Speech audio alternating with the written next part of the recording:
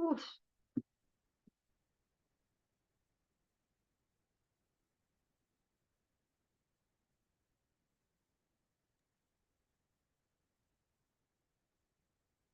Hello. How are you, Charlie? How you doing? Good. How are you? Oh, grand. It's a little warm. Yeah, it really is. Alexandra, we got 14 people in the chart participating. Is the Mr. Bergen with us? Yes, I'm sending him the invitation to promote now. Okay. Hi, Jimmy. Hello.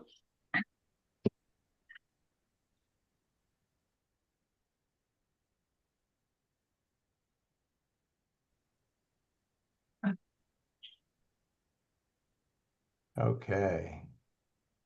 Alexandria, how are you? Good, how are you? Thank you. Good. I think I joined as like an attendee, and so I could see you guys, but you couldn't see or hear me. So, Yeah, We're all good. all right. Alexandra, anybody else we're waiting for? nope, everybody's been promoted and we're all set for you to Okay, go. Rob's then on the screen. I see him in the list. Yes, his camera's off. Okay, and Win is here. So, all right, I'll start and then do attendance anyways. But are we rolling? We are rolling. All right, good afternoon, everyone. And my name is Virginia Harger. I'm the chair of the Shelton Planning and Zoning Commission. Today is Tuesday, June 24th, 2025, and the special meeting of the commission being conducted via Zoom is hereby called to order at 2:03 p.m. This particular meeting is also being carried live on YouTube. I'll start off with a roll call of the commission. Please verbally indicate you are present when your name is called. Commissioner Kelly? Present. Commissioner Cristiano? Present. Commissioner Tiki? Present. Alternate Commissioner Apple? Here. Alternate Commissioner McGee? I don't see him in the list. Myself, Commissioner Harger, Ms. Castro, our Assistant Administrator. Present. Okay, is Mr. DeGangi participating? No, he is not. Okay, and Ms. Kelly, our Recording Secretary. Present. Okay, there's another City of Shelton person. Who's that? That says. I have two screens on. One's Oh, recorded. okay. All right. So for the record, Commissioners Parkins and Motto are not available for this afternoon's meeting. Has alternate Commissioner McGee joined us? He has not. Okay. All right. So alternate Commissioner Apple, you're being seated for Commissioner Parkins. If and when alternate Commissioner McGee joins us, please let me know, Ms. Castro, so I could let him know he's being seated for Commissioner Motto. Okay. Okay, thank you. So Commissioner Apple, you understand that you're being seated? Yep, I do. Thank you so much. So just a couple of points before we continue with this afternoon's meeting. Ms. Castro will act as a Zoom meeting host and will be able to make comments throughout the meeting, but please identify yourself and wait to be recognized before speaking so that we're not all speaking over each other, and especially to make sure our recording secretary is clear as to who is speaking. The only agenda item that we have is other business and a presentation by Vincent Bergen, the Senior Development Officer for the Connecticut Housing Finance Authority, about the bill for Connecticut Collaborative Housing Initiative between the Connecticut Department of Housing and CHFA, which partners with approved lenders to provide below market construction to permanent and permanent only loans for the development of market rate and workforce housing. This is right off of the CHFA website. All right. Bill for Connecticut. And that includes to be built or recently completed market rate multifamily developments, new construction, adaptive reuse, or substantial rehab with a minimum of 20% of units to be restricted to middle income renters earning between 60 to 120% of area median income. Okay, Mr. Bergen, I'm giving you the Commissioner floor. Archer, Yes, go ahead, Commissioner Kelly. I noticed that you have the Pledge of Allegiance on your platform. And I skipped over that. You're absolutely correct. So, can we all please rise and do the pledge? I pledge allegiance to the Allegiance flag to the of the flag, United States of America and to the to the republic republic for which it stands, one one nation, nation, under under God, God, indivisible, indivisible, with with liberty liberty and and justice justice for for all. all. Okay. All right, so good afternoon, Mr. Bergen. You have the floor. Please, proceed with whatever information you'd like to share with us. Sure. Well, I know Alexandria invited me to attend the committee today because I understand that you all had some questions about the Build for CT program. If you'd like, I can give a brief overview of the program. Yeah. I'm going to share my screen so that, or I'm going to try to share my screen. Where is it? Down below. There we go.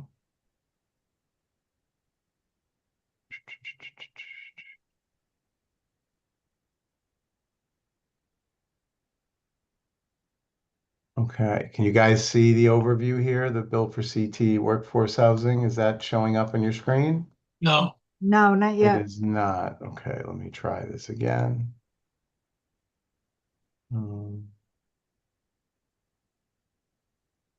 How's that? Oh, wait a minute, I gotta press share. Hold on, maybe that'll work.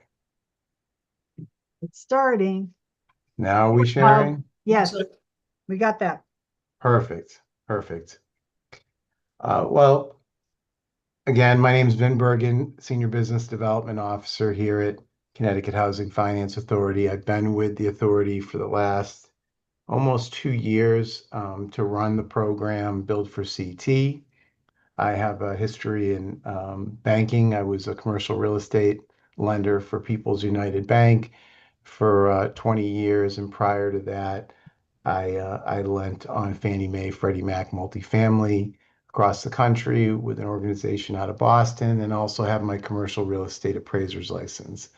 So I'm happy to be here to speak to you guys about the program, give you an overview of the program, and then we can talk about questions you have specific to any particular projects or just general questions about the program and some of the nuances. Mhm. This program, there's also a Build for CT website that you might like to visit. Alexandria, I don't know if you have the link to that you can share to them maybe after the meeting. There's a frequently asked questions section. There's a number of things there that if someone wants to peruse that, I won't go into all of that unless people ask questions that might bring me to those segments. The purpose of the Build for CT program, it originated back in 2023 as part of the biennium budget that the governor proposed towards his workforce housing or overall housing initiatives with the Department of Housing in 2023. In that, he wanted to have the Department of Housing in conjunction with Connecticut Housing Finance Authority or CHFA to create a workforce housing middle income program. Now, the goal of the program was twofold. Number one, it was to get more market rate multifamily developments built. There was a lot of deals that had been sidelined due to increased costs during the pandemic, increased interest rates, and so these deals were on the sidelines, and he was hearing from municipalities and businesses throughout the state that there was a lack of quality housing, particularly as they're attracting more people into the state for jobs. You can see it probably more predominantly in the southeastern part of the state with what's going on at Electric Boat and the hiring there. And then, of course, the southwestern part of the state, which has historically been prohibitively expensive due to the higher cost of living. But the program is really meant to be statewide. We do have a link on the website that is called the Storytelling Map, and it does provide you with locations of all the loans we've closed to date, where they are, and just some basic information about them. To date, we've closed 20 loans in a little over a year and a half of the program really being active, and dispersed about $90 million in funding. This has assisted with the development of 2,700 apartment units, of which 700 are workforce housing. As As you mentioned, the program is both for construction to permanent and permanent only loans, but predominantly what we're seeing is new developments or deals that are going to be renovated into new developments for multifamily coming to us to see if they could qualify for the program. Initially, the program was intended to serve only 100% market rate developments. That was the intent. But what we quickly learned when we went out to the marketplace was because of the affordability requirements that towns are trying to achieve, many towns are now including some form of affordability in their approvals of market rate developments. So in those instances, what we call inclusionary zoning, we will give credit as long as those restrictions result in a discount to market rent. The restricted rent levels that are required by the town actually depict rental rates that would be below market, then we will give consideration to including those units as part of our program, up to 10% of the development. So a program requires a minimum of 20% of the development be restricted at workforce housing levels of either 60%, 80%, 100%, or 120% of area median income. We assess what AMI level is appropriate depending on where market rents are as estimated by a current appraisal and where the restricted rent levels under those AMIs are today. And then we choose what AMIs will provide a discount to the tenants at that AMI level. We are typically looking for developments of 50 units or more, the thought being that at 20%, we're at least getting 10 restricted units, and we're typically dispersing 125. Our loan size is based on the number of qualified restricted units times $125,000 per unit. So if we have 10 restricted units, we're at least putting out $1.2 million in funding. We were approved for $200 million of funding in the 2023 biennium budget. And I know the governor proposed another $130 million in this current budget cycle to continue the program.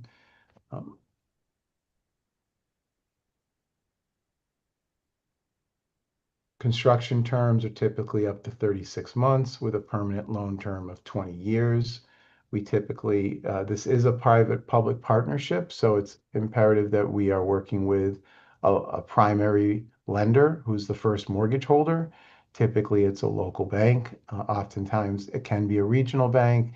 It may even be Fannie Mae or Freddie Mac down the road once the project's been built and they decide to put a permanent loan on it. We are subordinate to that first mortgage, and we offer a rate of 1 to 3%, and the rate is determined based on how big of a discount from market rent our restrictions are modeled to provide. So again, we can't say for certain where rents are going over the coming years, but we do look at what the appraiser says current market rents are, and we look at where the restricted rent levels are for a particular location. And depending on if it's a discount or of 10%, 15%, in excess of 20%, that will determine what type of interest rate we offer for that loan. The greater the discount, the lower the interest rate. The loan's interest only during construction, and then the amortization during the permanent term is for 40 years, which is a very generous amortization schedule. So it's become very popular, the program. It's helped make deals more financially feasible for developers. This low interest rate loan sits behind their primary mortgage and allows them oftentimes to put less equity into their deal. As rates had gone up a few years ago and costs had gone up, the developers were finding that they had to put more and more money into each deal to make it move forward. The banks were also being a little more conservative. So the intent of these funds were to help fill that gap and again, try to make the economics more feasible for the developer. On a combined basis between the first and second mortgage, we want to see no more than 80% loan to value. And on debt service coverage, we want to see a minimum 1.15 debt service coverage. A typical senior bank loan or typical first mortgage from a commercial bank is probably looking for a 125, 130 debt coverage. Gives them a little cushion in case rents go down or interest rates go up. We are coming in a little bit more of an aggressive stance. Again, it's almost like mezzanine financing so that the borrower can put in less cash, still sufficient to feel comfortable that they've got enough skin in the game and enough at risk that they're going to stand by the property.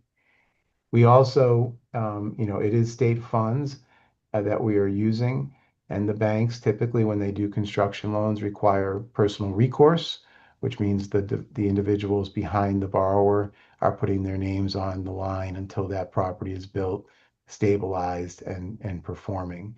Likewise, we follow suit with those lenders so that we also require recourse so as to minimize the risk of loss down the road. We know we're taking a more risky position, but it's important that we also try to protect the position of the loan and the state funds. So we do require recourse consistent with whatever the senior lender is requiring. We receive a fee of 75 basis points, and we cover all legal fees for the borrower. So, or all legal fees that we have with the borrower does not get charged any legal fees to close our loan. And we also, because we're working in conjunction with a bank who's doing the first mortgage, we share information, or they share information with us. They share their appraisal, they share all their environmental reports, their plan and cost review, and they share their loan approval with us. So if you're a participating lender under the program, and on our website, you'll see a list of participating lenders that have currently signed up and can market the program, then you'll see that that's who we're using predominantly, but any lender can be added as long as they're what we view as a reputable bank, someone who's going to be has a history of providing similar commercial real estate loans. Mr. Bergen, Sure. do you mind Yes. if I just stop you there? At the top of that page, you have repayment or Mhm. prepayment at any time with a minimum yield of 1%. Am I understanding that to mean if a person has a loan and 24 months down the road, he wants to repay it, he can repay the whole loan? They certainly can pay the whole loan off, but there's a catch there because there is a minimum affordability compliance, whether the Right. loan is in place or not. Okay, So the affordable restriction covenant requires that the loan has a minimum period of not less than 6 years from the Mhm. issuance of the final certificate of occupancy. It says initial should be final certificate of occupancy. Ultimately, all the units have to have received C of Os, and Mhm. there's a minimum compliance period of 6 years, whether you pay us off before that 6-year period or not. Okay, so those are affordable housing rates have to stay that way for Right, that period of time. yeah, But, they're on the land records, so they're right, recorded ahead of the mortgages and they have to be adhered to. okay, and then at that point, if someone vacates a rental, that particular unit can be, the rent can be a market rate. If after that point the borrower Right. pays off our loan, Yeah, then the restrictions can go away and the units Mhm. become market rate. Again, Okay. the goal of the program wasn't just to provide workforce housing, it was a combination of really focus on getting more apartments built.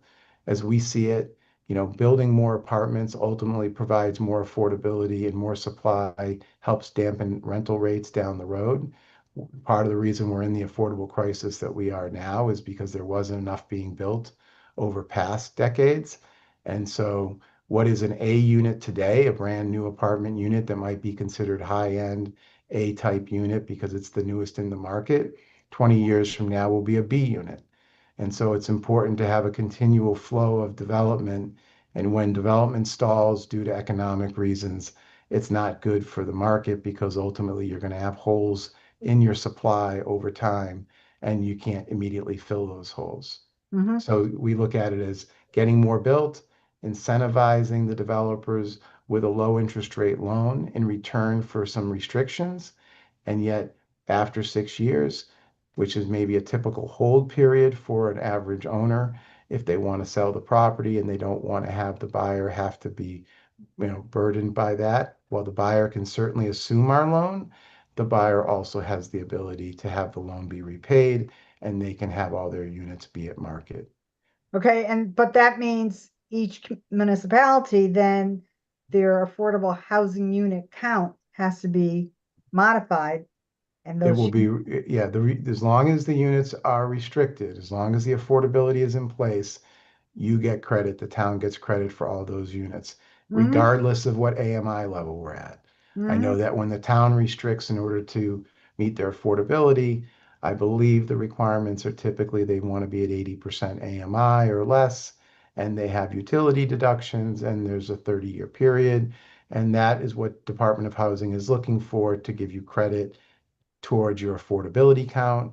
But one of the caveats in the 830G is that any property, any unit that's financed with a CHFA loan, and that would be any of these units, any single family mortgages, those units all count towards your affordability goal. But eventually that count may need to be adjusted because the loan gets paid off. If the loan gets paid off and they choose to, yes, those units would go away. Mhm. Our hope is that, and I know only time will tell, is that the favorable financing of these loans relative to what the rent loss is that the landlord's giving up for those restrictions Mhm. will compel them to keep those loans for a longer period than 6 years. But we needed to have an out for those who wanted the out for whatever reason down the road. So it will be determined over time what the average term of restrictions ultimately is maintained by the developers. And right now, because this is such a brand new program, you're only 2 years down the road. You haven't gotten to that point yet. Absolutely, you're right. So let me just ask Ms. Castro, I see in the attendee list that Commissioner McGee is there. Yes, he joined 221. Okay, so Commissioner McGee, I just want to mention that because of the fact that Commissioner Amato was not available for today's meeting, you're being seated for her, okay? So that means you could ask questions. All right. Perfect. Thank you, Chair. Appreciate Okay. it. All right. Okay, Commissioner Harger, yeah, go I ahead. have a question for Mr. Mhm. Bergen. Suppose the developer has a financial distress on the building. In other words, going bankrupt or whatever. Someone else buys the loan or whatever. Now, do those covenants still stay as If again, you have a first mortgage ahead of us, that is so we're correct? in a second position. If the first mortgage goes bad and they foreclose us out, yes, the restrictions would go away. They do. Okay. Okay, because I was wondering because in our local paper they have in Newtown it's called Covenant Wagon or Cover Wagon, and it's in bankruptcy and it's a pretty big development. I was just wondering how that worked. Yeah, I don't know that development. It wasn't in the program, and I don't know what kind of affordability. Now, again, if it's a first mortgage and there's restrictions and, it might be, I couldn't speak to other programs or other types of financing, but we're a second mortgage holder. Should a property go bad and the first mortgage holder takes back the property, while we could always step in and try to pay off the first mortgage and become the first mortgage holder, it would be unlikely that for the small loan that we're offering behind the first mortgage that we're going to then come in with funds to become a first position holder. Okay, thank you. You're welcome. So that's the general overview of the program. Now, I know the impetus behind this meeting was twofold. One, to better understand the program, and I can appreciate that. It is a program that we hope will have a life for at least a number of years to come. If not in continually generating new loans, obviously having a portfolio of projects that will be, be on the books for an extended period of time. What I do tell developers we get approached all the time early on in the process of developers looking at deals, thinking about deals. Haven't approached the town yet. Every town's different. Everybody has a different inclusionary zoning or affordability plan. Some are more organized than others. Some know exactly how they're gonna restrict. They're gonna know who's gonna monitor it. Others have no idea yet what they're gonna restrict, if they're gonna require restrictions. So everybody's a little different. So what I just advise of the developers is when you speak to the planning commission or the zoning commission, whoever it is you're talking to about your deal, if you have interest in the Build for CT program, to definitely bring it to their attention. Let them know about the program. I always offer my services to speak to them so they can better understand the program. And in some instances, there's been towns who have no affordability requirement specific to a development, but they say, oh, we'd like to have some affordability, but they really don't know what it is they want. They don't really know what would be appropriate. They're sort of still learning, right, what they want to do as a town. And so in many instances, the program gets brought to the town, and the town looks at this as, okay, you're going to restrict some units. You're going to restrict a minimum of 20%. Sometimes they restrict more than 20%. It's minimums to 20, but oftentimes they might want a little more because they look at the funding as being relatively cheap money, and the trade-off they feel is worth the cost of the rent reductions. And the town knows that they don't have to be responsible for monitoring those restrictions. All of the restrictions are under our loan.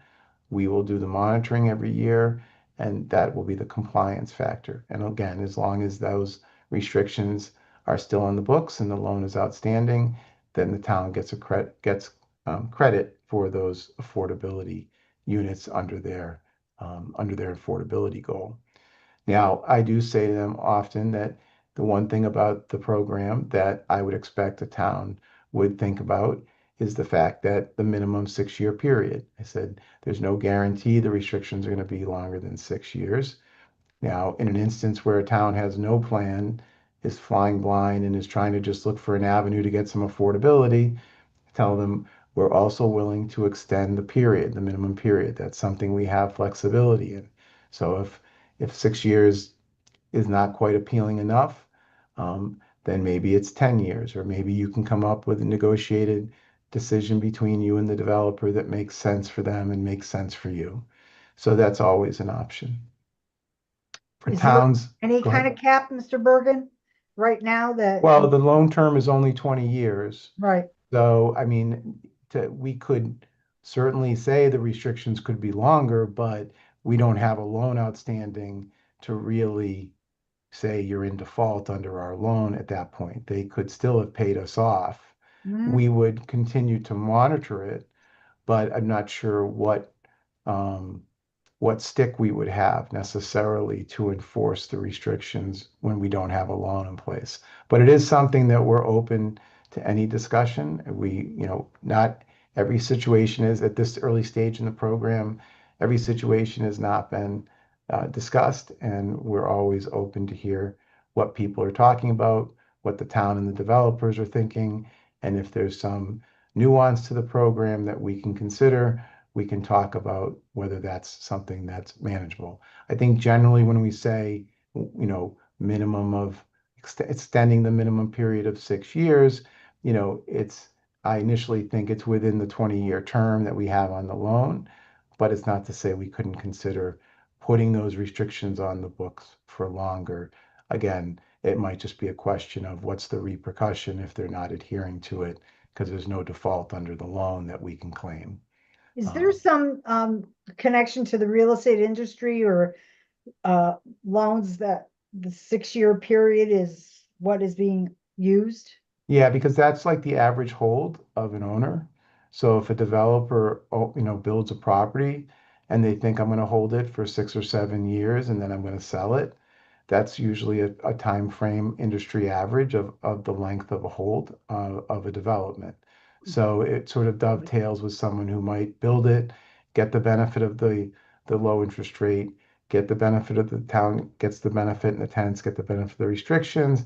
They go to sell it, and they don't want to have this as sort of something that ties one hand behind their back to the marketplace. The marketplace can either choose to keep the loan, or they know that if they buy the property, they can move it to market rate. And, we don't really want to impede the value of the property to the developer if down the road they want to sell it. So Mhm. that really was the reason for the 6 years. And this is, of course, only for large commercial real estate developments. This is not something that, when you talk about a 6-year hold for an individual in private residence. Oh, yeah, Which- well, that- actually, you'd be surprised. Yeah. They're not that long either. If you look at the average, the 30-year mortgage, I don't have the stats in front of me, but I know in the past, people always put 30-year mortgages or You're right. 50-year mortgages, but those loans don't really stay in place. I think the average loan, whether it be refinanced or whether the property be sold, I Mhm. remember at one point being in the single digits. Right, okay, all right. And then what I want to speak to the fact that, and I know in this instance, you guys have at least, and I don't want to get into the details of your approval because I know there was some gray areas and discussions that I'm not here to determine or claim are one way or the other. But in the case of a town that has inclusionary zoning in which the approvals might require 10% of the units to be restricted at 80% AMI, we will look at those restrictions. We will look at what those rent restrictions look like, and then we will compare them to market rent. And we'll say if those restrictions provide for a sufficient discount to market rent that we would qualify those units, then we would give the developer credit for that 10%. We don't usually give credit for more than 10% unless it's an 830G deal where the 830G deals are 30% of the unit is already restricted out of the gate. That's a different scenario. In just the simple scenario of you're approving a market rate deal, you're requiring 10% affordability as just an effort towards, um, you know, meeting your 10% affordability goal or just your desire to have some affordability at that 80% AMI. If it's a 100-unit development and 10 units are being restricted by the town, as long as we see that those rents provide a discount to the tenant that we deem acceptable, which is usually at least 10% discount from market, then we will give credit to those 10 units. And those 10 units would be restricted by the town, they would be monitored by the town, but we would give credit to those units, and then we would add another 10 units to get to that 20% threshold. Those additional 10 units would be units that we would restrict at whatever AMI we think is appropriate, and then that would, between the two, the developer has 20% of the units restricted. We will give a loan equal to 125,000 for each of those restricted units. And that would be how that structure would work. I do say to people, if you have that type of approval, don't give up that approval. That approval is, that's an option that you want to maintain. Now, for certain towns, you may go back to them and say, listen, I'm still looking at build for CT. They're going to restrict a minimum of 20% of the units for under the program. You town don't have to monitor any of those units. Takes the onus off you to monitor and qualify tenants. And, you know, and we can do 20% of the units. And obviously you're going to get the benefit of twice as many units being restricted. But as we already talked about, for a shorter period of time than what you are maybe mandating in your inclusionary zoning. So again, it's just an option that I tell the developers if you're interested in talking to the town about that, or like we're doing here, upon talking to them, they would like more information and like to talk to me about it. Happy to do that. And again, we're also open to maybe the town likes that idea because they don't really have a mechanism in place to monitor units. They're not really sure what they're doing yet on that front. And they might say, yeah, we like that idea, but hey, can you give us a minimum of 15 years or 12 years or 10 years. And so that we know that, we're getting so many units for so many years guaranteed, assuming obviously the loan doesn't get foreclosed out, which obviously we're not making loans hoping that that situation arises. So, as again, it's more just an option. and the developers can do as they choose when they go back, if they go back to the towns to talk to them about the options. I've had some towns take them up on it because they see it as an easier way for them to manage their affordability units. But again, this will continue to evolve. This affordability crisis, the need for workforce housing isn't going away. Like I said, building new units today will be your workforce housing units in 20 years because they will naturally be they will be the B units of 20 years from now, and there'll be other new units being built that will be the A units. So you get naturally occurring affordability over time as a result of that. Mr. Bergen, what municipalities are using or involved with the program that they have restrictions or That they have restrictions. Well, you were, I mean, well, let me say, Maybe I'll say like modified the contract that you guys offer. I'm trying to think how many have modified. Again, we don't look to modify. We mean modify If the or commission requested to make changes to the 6-year minimum. we haven't had any commission yet request that we make changes to the 6 years. They've either chosen to accept it or, either because they just don't have another option already and they like the idea that at least it's giving them something without them having to create a plan and manage it. But we certainly have that discussion. I think, again, it comes down to a discussion between them and the developer because you can impose whatever, you can ask me to do whatever you want, but if it's not something the developer is willing to do, then it's not going to move forward either way. So it's really about whether the town and the developer can come up with a plan as to what they think is acceptable and reasonable. but are there some other communities that you? We've dealt done a with? deal in Stonington where they had no affordability plan. Oh, okay. And they asked for, it was a market rate deal and they said, hey, we'd like some affordability. And they were more than pleased to know that that the developer was going to use our program and they would get some affordability. Mhm. In Waterford, I think they had some restrictions that they were going to impose on a deal. And when the developer went back to them and said, here's the Build for CT program, again, all the restrictions would be monitored by Jaffa. You don't have to do anything.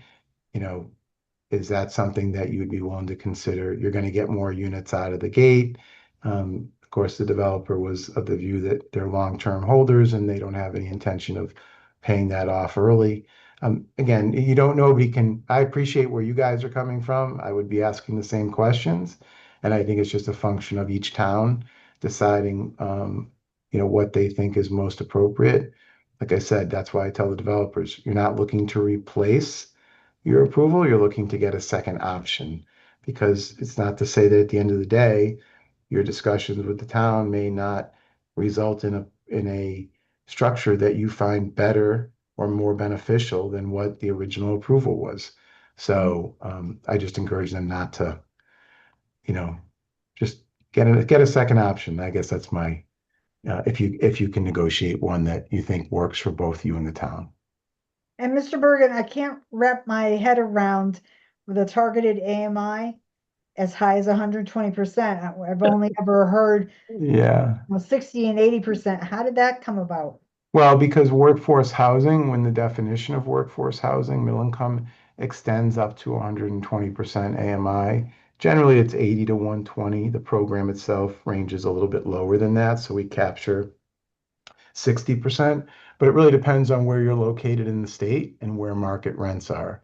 So you might be in certain areas where market rent is lower relative to AMI, and for us to get any discount from market, we would need to be at 60% AMI.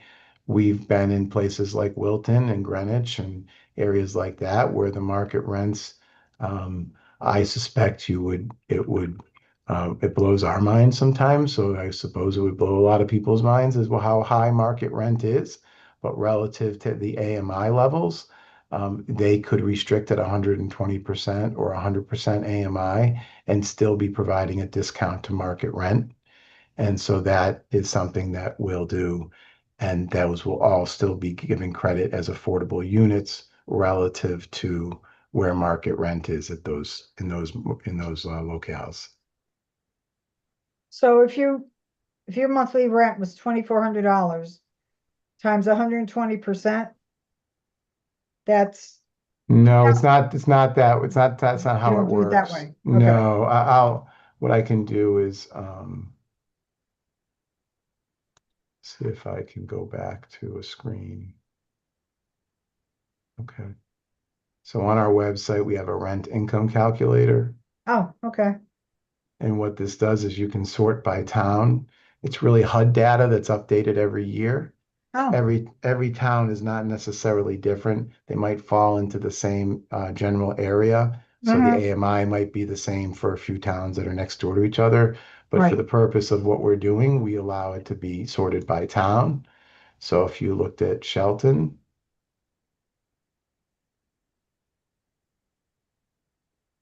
and they did this year, it's been a strange year. HUD designated some of the markets, so they kind of threw a curveball at the marketplace, and the AMIs in some instances have changed dramatically because the way they calculated and what towns they grouped together impacted what the AMI was.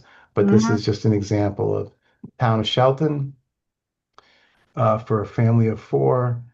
According to HUD, the area median income, which would be Shelton and some other towns around it. Like I said, it's not just Shelton because there is Mhm. no reliable data just for each individual town. Um, as you look down to this, that's for a family of four. So a family of four, persons of four, at 100% AMI, you'll see is $110,000. And then they make adjustments based on the number of people in the household. So as they move down the ladder, the household income drops. I think it's like 90% adjustment, 80% adjustment from the 110. And they have these factors that they adjust so as to account for different household sizes. Disregard the 1.5 person and 4.5 person. Yeah. Obviously, that's not a household. But what it does is it correlates with the rents because the rents are a function of they tie the studio units to the one person income. So they say for studio rents, if you were restricting a unit at 80% AMI, okay, if you took one person's income at 80% AMI is $61,600. If you divide that by 12 and multiply it by 30%, the rent would be $1,155. Mhm. Okay. Now, if two people, so if you wanted to rent that studio unit and that studio unit was restricted, well, I said 61.6. If you wanted to rent that studio unit, the rent would be 1155 if that was the restriction, 60% AMI. And then they'd say, okay, what's the household income need to be to qualify? They would look at the 60% AMI for households, and depending on the number of people living there, would tell you how much income they can't exceed. Their income can't exceed those numbers. So if two people are living in a studio unit, sharing a studio unit, the maximum income that they would show is $52,800 or less, and then they would be eligible to rent that studio at 1155. Now, just giving you a sense of was what we were talking about. Let's just say a one-bedroom unit at 80% AMI. One thing I want to tell you is we do not have to deduct for utilities. So our rent is simply the formula that is calculated by HUD. Usually when the towns restrict units in accordance with their requirements, they have to make a further deduction to adjust that rent for utilities downward. So the tenant would pay something a little bit less if it was restricted by the town at 80% AMI. But let's compare apples to apples. A one-bedroom unit at 80% AMI in Shelton, the maximum rent would be $1,650. I'm going to then go down to Westport and an 80% AMI, the one bedroom, the maximum rent for an 80% unit is $2,234. Okay. And if I go down to, let's say,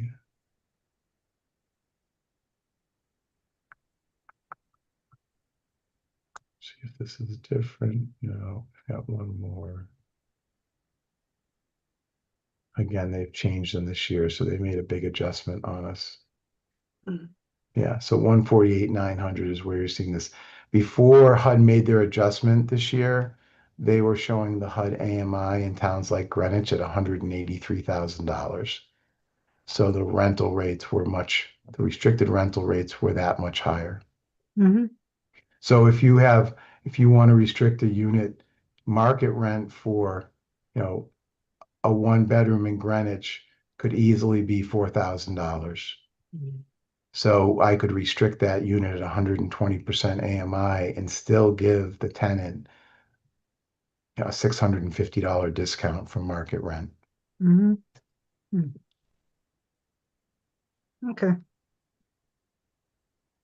Does anybody have any questions for Mr. Bergen? I do. So if the commission's original approval required, let's say, the 10%, and we request a modification of your minimum of 6 years to go to 10. Is the developer now reporting to two different parties? They're reporting to the town for the original 10% we requested, and then the 10% you added on? No, because you can't change our restrictions. You can't change our restrictions if your restrictions are still in place. It's only if you're asking to replace your 10% and you're saying to them, option A is what we've already approved, 10% at 80% AMI for 30 years. Or if you want option B where you use build for CT only, we'd be willing to, you could say either yes, that's fine, or we like build for CT. We like the fact that we don't have to monitor those units, but we don't like the fact that it's only 6 years.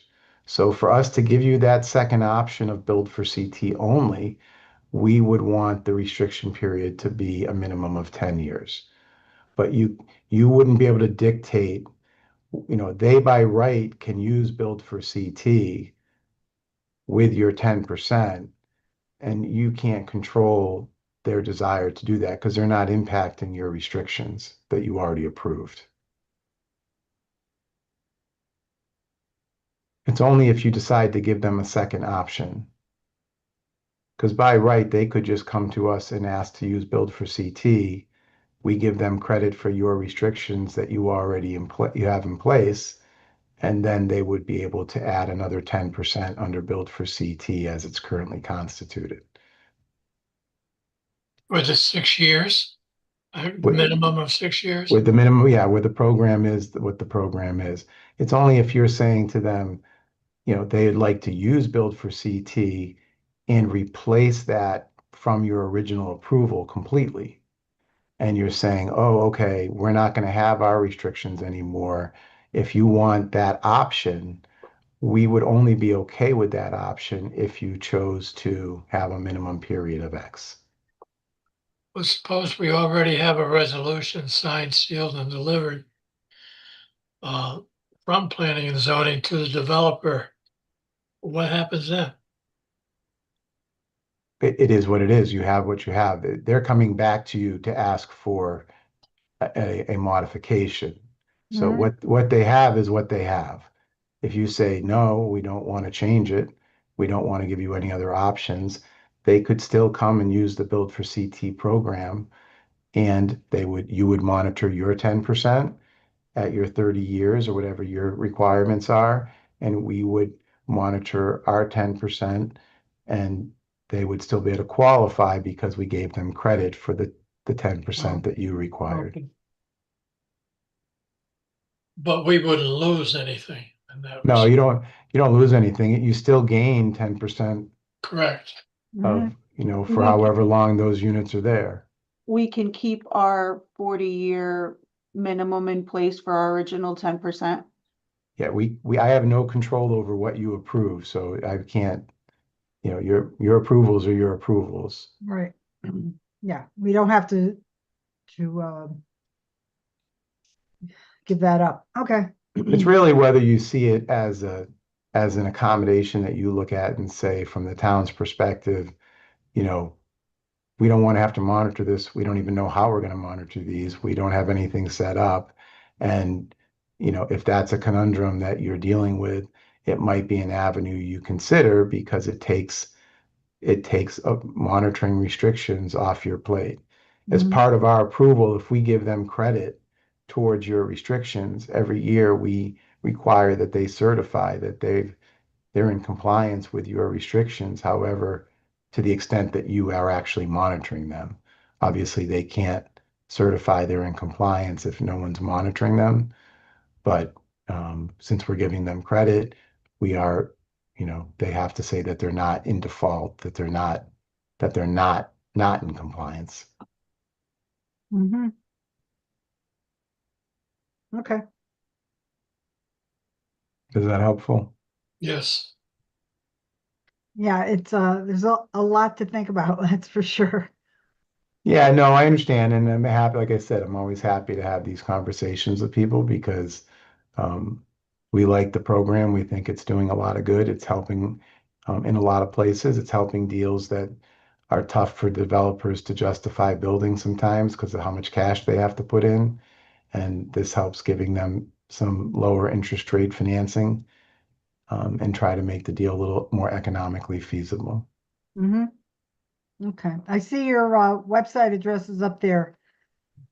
So Oh, yeah. chat.org/build4CT, is that a dash right after that? Yeah, I think Alexandria has it too, right? Alexandria, can you share with Yes, them the website? I can forward to link? everyone after the meeting. Mhm. Okay. Are Okay, we welcoming public questions? I don't see why not. I think that would be all right. Is there someone that has raised their hand? Yes, I'm adding in Attorney Thomas. Okay. Good afternoon, Attorney Thomas. Why don't you identify yourself for the record? Yes, Dominic Thomas, Cohen and Thomas, 315 Main Street, not representing anybody except asking questions. I have communicated with both Mike Santora and yourself on a couple of other issues, and I just wanted to clarify a couple of points to make sure I understand it in Sure. advising my clients and everything. You mentioned about the counting towards the affordability in the town. But in my conversations with Mike Santoro, he indicated that if they were just exclusively Bill CT units, in other words, if they were just the 20-year restriction, they would not count towards the credits needed for the moratorium. That is correct. Okay, so I wanted that to be clear. It's not, Yeah. they would be credited as long as they existed. The other question I have is this, and I have clients and in Shelton, it's very common to commit to affordability under the restrictions of 8-30G for 40 years at 80% AMI. I have one client who did it at a combined 80% and 60% AMI, less than the full 30%. These were voluntary affordables. Mhm. If I'm understanding what you said correctly, they can still go to you. And these are a couple of the projects I have are in excess of 50 units. They can still go to you and apply. Let's say they have 20 units on 100. They can go to you and apply for Bill CT funding.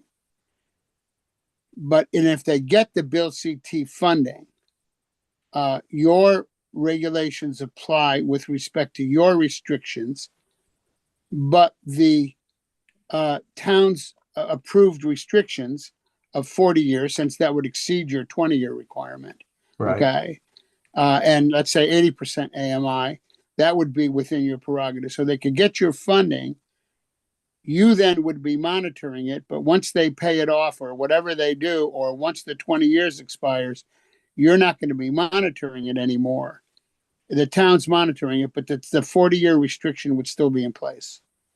Yeah, so if the town is restricted that for 40 years, the town is always responsible for monitoring those restrictions, period. Okay. And if they've already agreed to, you know, 20% of the units of 100, we're only going to give you credit for up to 10%. Okay, We are then going to restrict an additional 10% under our program because we need to get something new for our money. Our money is not meant to just give out to people who are getting restrictions from the town and meet the 20% by those restrictions only. all right. So the people have got to put more on. If they had 20 units, they would have to put 10% more or another 10 units on, and those would be able to be financed by you. What we would do is we would give you credit for 10 of the 20 that you've already restricted. Mhm. We would restrict another 10 units. This is a 100-unit development. Our loan would be based on the 10 units we gave you credit for, plus the additional 10 units that we required. So your loan would be based on 20 units times $125,000. Okay, And the other But- thing is we have to also make sure that we can partner with the bank who's the first mortgage holder. okay, So the first mortgage holder either has to be a lender in the program, they have to be amenable to the fact that the borrower is coming to us and that they are going to reduce their rents for at least another 10 units for the restrictions that we're going to require, and make sure that their first mortgage is they're still comfortable with their first mortgage, with the revenue dropping a little bit. And then we have to be comfortable that the combined debt doesn't exceed 80% loan to value, and that the debt coverage on an amortizing basis is no less than 1.15 times. So the first question, who's their primary lender? Are they open to having us come in behind them with a second mortgage? And then again, we would look at the restrictions that they already have. As long as we can find at least 10% of the units giving a discount to market rent of at least 10% or more relative to a current appraisal, then we would qualify up to 10% or those 10 units, and then we'd restrict another 10. So in total, the property would now have 30% of their units restricted, 20% by the town, 10% by Build for CT. Our loan requirement would be that they remain in compliance with the town, or it's a default under our loan because we gave them money towards some of those restrictions. gotcha. Thank you very much. That's because that is a common, and other towns, not just Shelton. Now they're asking what percentage are you doing, and they want the 40-year restrictions because some of them want it to go towards the moratorium. Right. And at least the 40-year restriction. So in the example I gave you, and you correct me if I'm wrong, that applicant might have 20 units restricted for 40 years at 80% AMI, and an additional 10 units restricted for 20 years under Bill CT for the 20 year, restricted for the 20 years at 80% or Whatever AMI that 100% or 120% AMI. Yeah, whatever we think is a discount to market that's The sufficient. market, Again, all the right. bigger the discount, the lower the interest rate we'll give them. And again, remember, I know you stated this, I think you just misspoke. Our restrictions aren't for 20 years. Our restrictions are for a minimum of 6 years, or as long as the loan is outstanding, which could be up to 20 years because the term of the permanent loan is 20 years. Okay. Thank you very much for the correction. I appreciate being allowed to ask the question. Thank you. Welcome. Thank you, Attorney Thomas. Is there anyone else? Okay, if there isn't, Mr. Bergen, any final comments for us before we go our separate ways?